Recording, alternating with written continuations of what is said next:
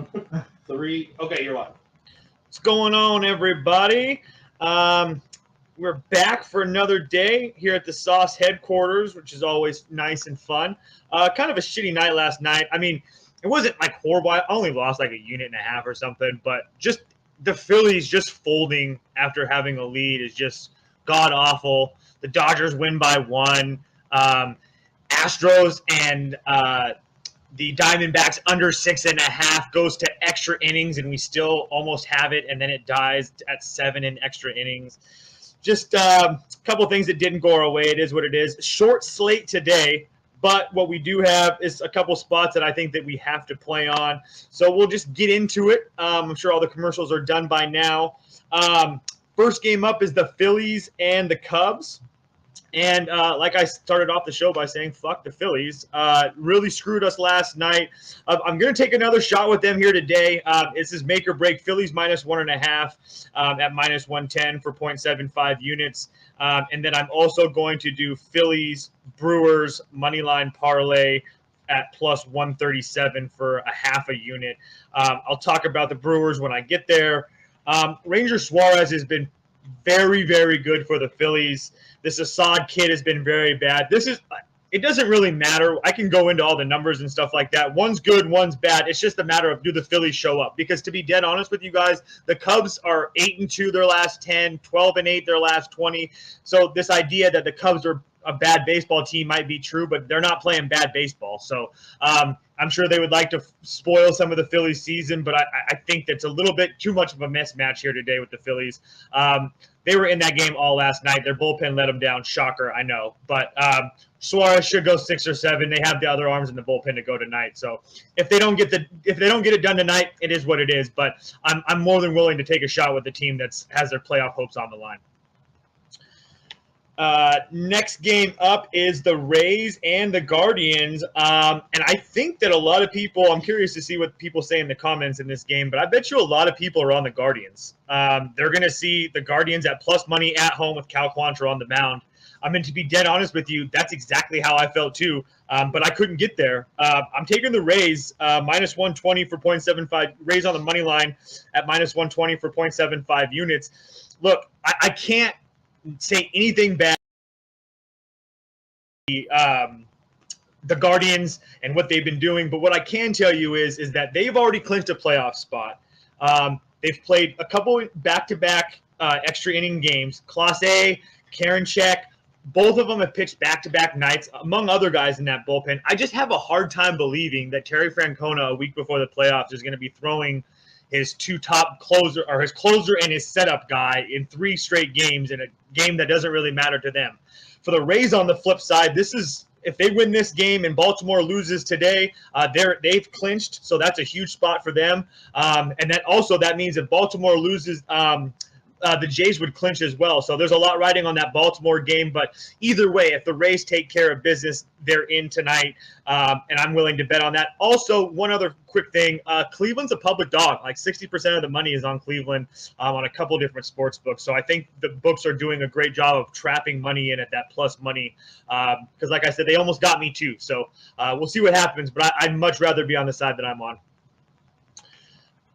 Next game is the Marlins and the Brewers. I don't have any extra bets on the Brewers. If you wanted to play them out of being desperate, or you're a Brewers fan, minus 1.5, I get it.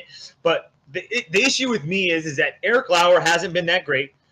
He doesn't have a great history against this Marlins team. I understand that it's not the same Marlins lineup that he's going to be facing, but I mean, trust me, I was there last night. Brian De La Cruz for the Marlins is hitting just fine. He hit an oppo shot that was a no-doubter last night in Citi Field. He's had, I think he's on a 5 or 6 game hit streak. So there's guys in that Miami lineup that are more than capable of hitting the ball, especially off of Eric Lauer. And Braxton Garrett's been pretty good. And then on top of all of that, when do we not like the Brewers against left-handed pitching? But either way, I still think the Brewers done. I'm just keeping that Brewers-Phillies moneyline parlay because I think the Brewers at that plus 136 for half a unit. Just like I did, it's not going to be an extra bet or anything. But I just think that the Brewers, coming off of last night, I didn't get to watch the game, but I was watching it on my phone. Devin Williams came in with, and the bases were loaded, and he got out of that. That pitch right there essentially saved the Brewers season for the time being. I just have a hard time believing they come out today and lay an egg against a team like Miami that had a heartbreaking loss in extra innings last night. All them bullpen guys were used. I watched them, so I know that. I just like saying that I watched them. It's kind of fun. But anyway, but yeah, I just think the Brewers can win today. Devin Williams is still available. Lauer should be all right. I think they use that spark from last night and get a win here today. Next game up is the Athletics and the Angels. And how lucky are we get to watch Shohei tonight? I did an SGP for this game because I'm not in love with paying that price with the Angels. So I did Angels money line under 9.5 at -110 for 0.75 units. I thought that was the best way to doing it. And then I also did Sauce. You don't have to type this, but for all the people that like those hit parlays, I did Ohtani Renfrigo hit parlay paired with the Angels money line at 135. Let's say don't type that. But yeah, Shohei on the mound. I really like this. Cole Irvin hasn't been great over his last 5 or 6 starts actually, and I'm getting Shohei, who's been really good, still trying to fight for that MVP. It's not going to happen. I get that. It's Judges now. But the last time that he faced this Athletics team at home, it wasn't great. So I think there's some revenge on the mind for Shohei. I love betting on him at home. Angels still playing decent. It's really hard to get to this Oakland team unless they have a pitching advantage, and they definitely don't today. So definitely on LA, like I said, making that SGP to get that price down a little bit better. I have a hard time believing they score over 10 with Ohtani on the mound. Next game is there's a Padres and the Dodgers game, but I don't even have a line for it. There's no one knows who's not up on DraftKings. Yeah, so I'll have to wait. If they have Gradwell as a starter for the Dodgers, that tells me that it's a bullpen day because he's obviously in the bullpen.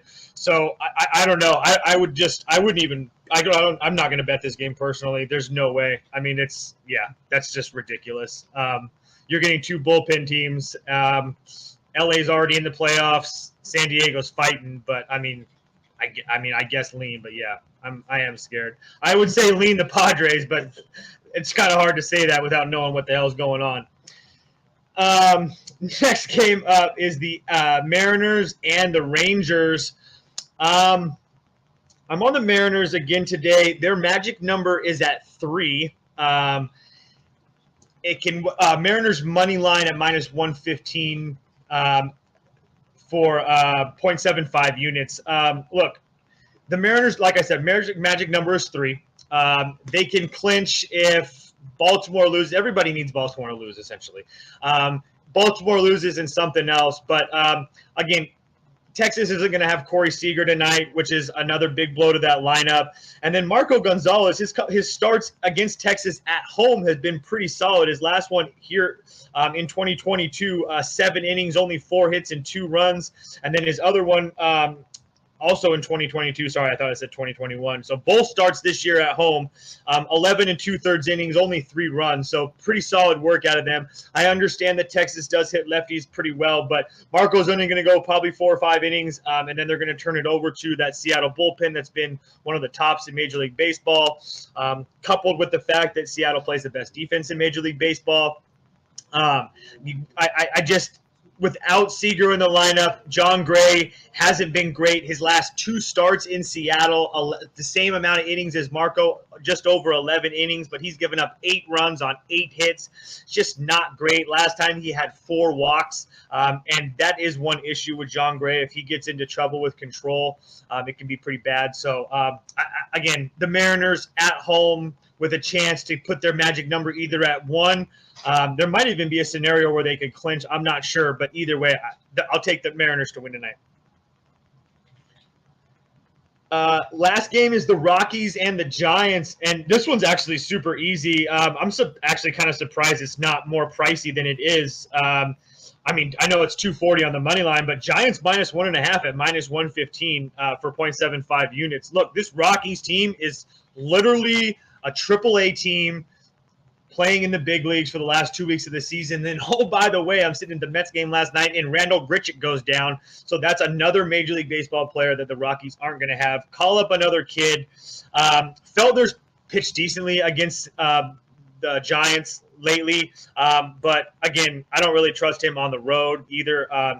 That other start was at home. And then I don't need to tell you about Rendon. He's been absolutely shoving for a while now, and he's coming off a bad start in Arizona. So I like that. I really don't expect him to have 2 bad starts in a row. And on top of that, he's always bad in Arizona. So it's not that I give him a pass, but I just didn't. I bet against him because I knew it was going to happen.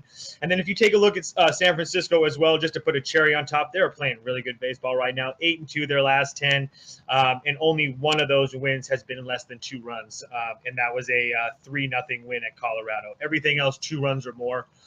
All over the Giants today. I also did a Giants-Angels moneyline parlay. I just don't know what the number is off the top of my head. But if you want to play with that, I did play that personally as well.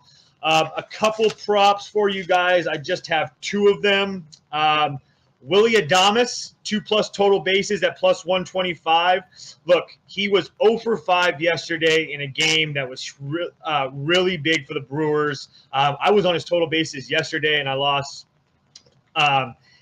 He went 0 for 5 yesterday. I think he has a pretty decent night. He also has really good numbers. And then Bryce Harper. I'm kind of going big on Bryce Harper tonight. Personally, I put $25 on it. Bryce Harper, 3+ total bases at +190.